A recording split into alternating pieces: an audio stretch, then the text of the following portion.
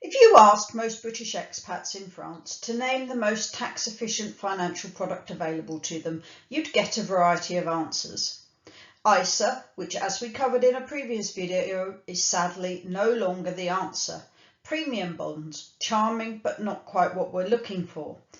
Hiding cash under the mattress, technically tax efficient but with obvious drawbacks. The correct answer is the Assurance Vie. And if you've not heard of it, or you've heard of it but assumed it was some sort of French life insurance product and tuned out accordingly, this video is for you. Stay with me, it's more interesting than it sounds. Welcome back to the Expat Accountant. I'm Ad, a UK qualified accountant and British expat living in France.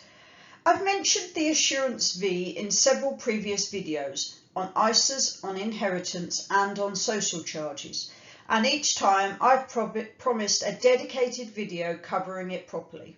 Today is that video. We'll cover what it actually is, how the tax treatment works, the inheritance planning benefits, the difference between French and Luxembourg based policies and the things to watch out for. I should mention that my husband and I actually hold some Luxembourg-based Assurance Vies ourselves, so this isn't purely theoretical. Quick disclaimer, as always, general information, not personal advice. Right, let's get into it. Let's start with what an Assurance Vie actually is, because the name is misleading and puts a lot of people off. Assurance Vie translates literally as life assurance, which sounds like a product designed to pay out when you die, involving premiums and actuarial tables and conversations you'd rather not have. And whilst an Assurance Vie does have a life insurance element, we'll come to that, it is primarily a long-term savings and investment wrapper. Think of it as France's equivalent of a stocks and shares ISA, but with considerably more powerful tax treatment and significantly better inheritance planning features. You open an Assurance Vie with an insurance company, either a French bank's insurance arm, a specialist French provider, or a Luxembourg-based provider, which I'll come into in detail later. You pay money in, called premiums, though the insurance terminology shouldn't alarm you. And that money is invested in a range of options depending on your provider and risk appetite. The key point is that the Assurance Vie is a wrapper like the ISA. It's not an investment in itself.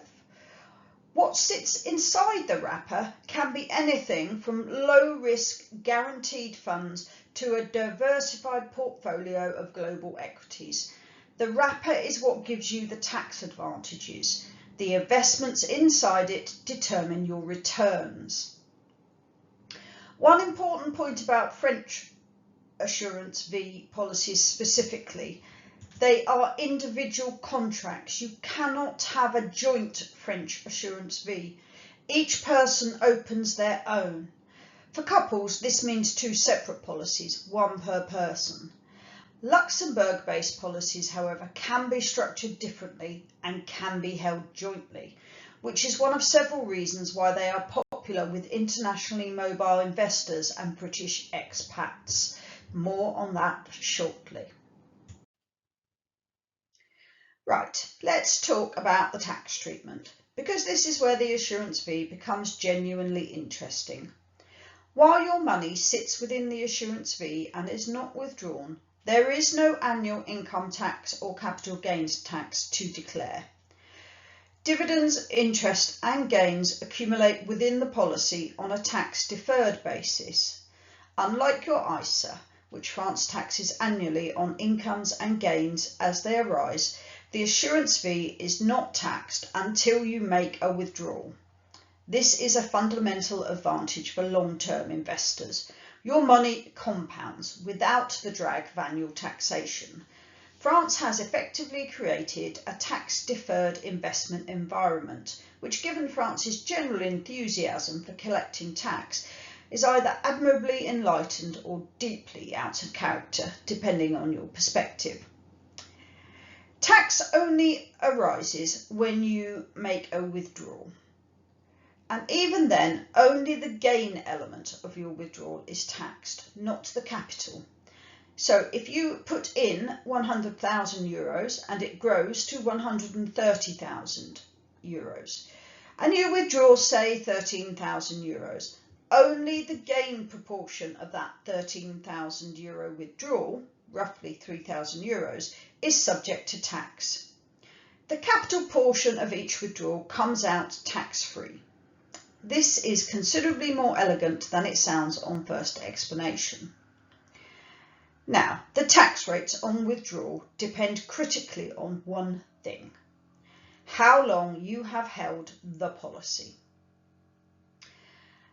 If you've held it for less than 8 years, gains within withdrawals are subject to the standard 30% flat tax, the PFU, comprising 12.8% income tax and 17.2% social charges.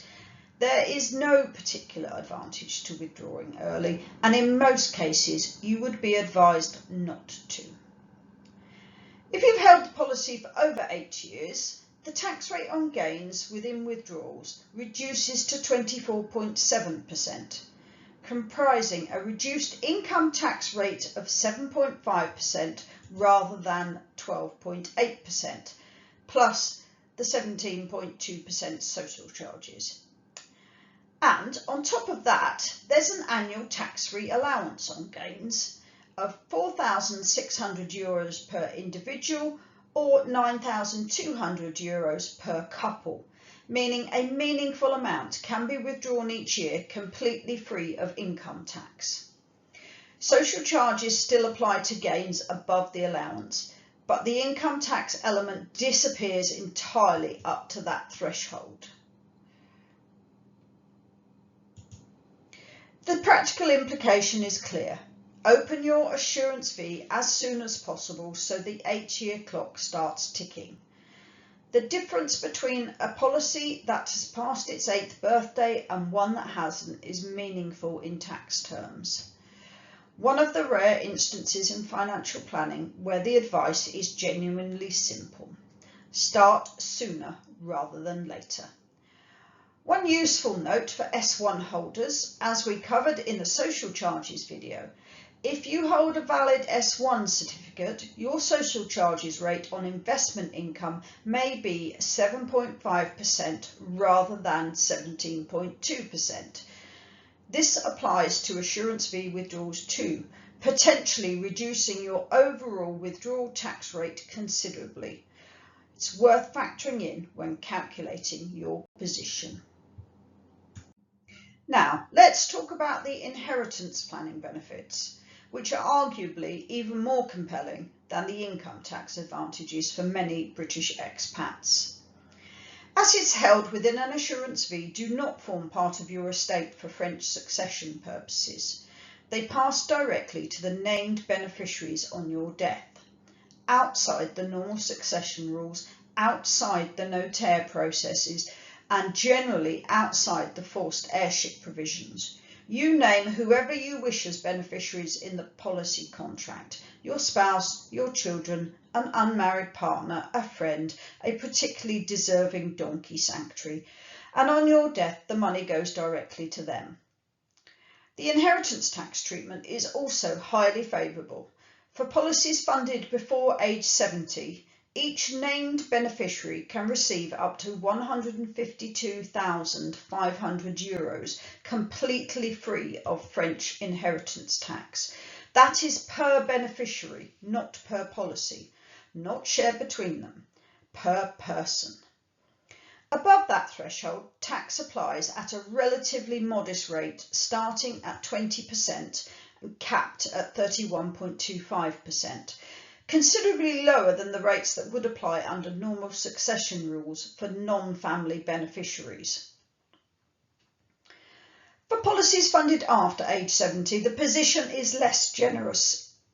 The total tax-free allowance across all beneficiaries drops to €30,500 shared between them. This is a significant cliff edge. If you are approaching 70 and considering an Assurance Vie, the timing of when you make contributions matters enormously. For unmarried partners, who, as we discussed in the inheritance video, face a 60% inheritance tax rate under normal French succession rules, the Assurance Vie can be transformative. Naming your partner as a beneficiary means up to €152,500 passes to them completely free of that 60% rate. One important caveat. French courts have, in some cases, ruled that very large Assurance Vie contributions made late in life that significantly deprive reserved heirs of their entitlement can be challenged as manifestly exaggerated premiums. Worth being aware of if you're considering placing very large sums into an Assurance Vie at an advanced age. Right, now let's talk about the difference between French and Luxembourg-based Assurance Vie policies, because they are not the same product and the distinction matters. I mentioned earlier that my husband and I hold a Luxembourg-based Assurance Vie. In fact, we have several. I'm going to explain why that might be relevant to you. A Luxembourg Assurance Vie is governed by Luxembourg insurance law rather than French law. When held by a French tax resident, it receives exactly the same French tax treatment as a French policy. The 8-year rule, the withdrawal allowances, the inheritance benefits, all identical. Luxembourg is not a tax dodge. It's a different regulatory framework with some meaningful practical advantages. The Triangle of Security. This is Luxembourg's most distinctive feature. Your assets are held at an independent custodian bank, separate from the insurance company's balance sheet, and supervised by Luxembourg's insurance regulator. If the insurer were to fail, you rank as a first priority creditor, ahead of the taxman, any employees, and any other creditors on those segregated assets. This is the super privilege. French policies offer protection through the FGAP guarantee scheme, but this is capped at €70,000 per person per insurer. For larger portfolios, typically from €100,000 upwards, the unlimited Luxembourg protection is meaningfully superior. However, a word of honest context here. In 2024, a Luxembourg insurer called FWU Life Insurance Luck went insolvent, with around 30,000 French contracts affected. The super privilege protected policyholders' ranking as creditors, but it did not protect the value of the underlying investments, which remained subject to market conditions. The lesson from this is not that Luxembourg is unsafe, it is that choosing your insurer carefully still matters. The super privilege protects your position in an insolvency queue. It does not protect you from poor investment choices or a badly run insurer. Due diligence on the insurer, not just the structure, is essential. Joint ownership. As I mentioned earlier, French law Assurance Vie policies must be individually owned. Luxembourg policies can be structured as joint contracts, held by two policy owners, typically spouses or civil partners, as my husband and I have. This can offer greater flexibility in succession planning and simplifies administration for couples managing finances jointly. Investment choice. Luxembourg policies typically offer access to a significantly wider range of investment options, including institutional grade funds, alternative investments, and bespoke portfolio management that would not be available through a standard French bank Assurance Vie. For investors with larger portfolios and specific investment requirements, this is a genuine advantage. Multi-currency. Luxembourg policies can hold assets in multiple currencies, euros, sterling, US dollars, Swiss francs, within a single policy. For For British expats with income and assets both in sterling and euros, this is practically very useful and reduces currency conversion friction. Portability. This is perhaps the most underappreciated advantage for British expats specifically. If you decide to leave France, to move back to the UK, to move to Spain or Portugal or elsewhere, a French Assurance Vie can become complicated to retain and administer from another jurisdiction. A Luxembourg policy is designed for internationally mobile investors and can generally be retained across multiple jurisdictions without forced surrender. And specifically for British expats, if you return to the UK, a Luxembourg Assurance Vie can convert to an offshore bond, retaining its investment continuity and benefiting from offshore bond tax treatment in the UK. Given that many British expats in France are not certain they will stay permanently, this portability has real value. The downsides. Luxembourg policies typically have higher minimum investment thresholds, usually from around 100,000 to 250,000 euros, depending on the policy type and provider. Although I should mention we do have one that is significantly less than that. They can also carry higher annual charges than simpler French policies, and they are more complex products requiring more sophisticated advice. They are not the right choice for everyone, but for British expats with larger portfolios, genuine uncertainty about long-term country of residence, or a need for multi-currency investment management, they deserve serious consideration. Briefly, what do you actually invest in within an insurance fee? French policies typically offer two main options. The fonds en euros, a capital guaranteed fund investing primarily in bonds and property, returning around 2.5% to 3.5% in recent years, safe but modest. And unit-linked funds, unité de compte, covering equities, bonds, property and mixed strategies, higher risk, higher potential return. Most investors hold a combination of both, adjusting the balance to their risk appetite. Luxembourg policies offer these options and considerably more. Access to a much wider range of institutional funds, alternative investments, and in some cases, fully bespoke portfolio management. The breadth of choice is one of the reasons more sophisticated investors favour the Luxembourg structure. A word of caution, because not all Assurance Vie policies are created equal. French bank products are widely available and heavily marketed. You mention savings to invest and an Assurance Vie appears before you've finished your coffee.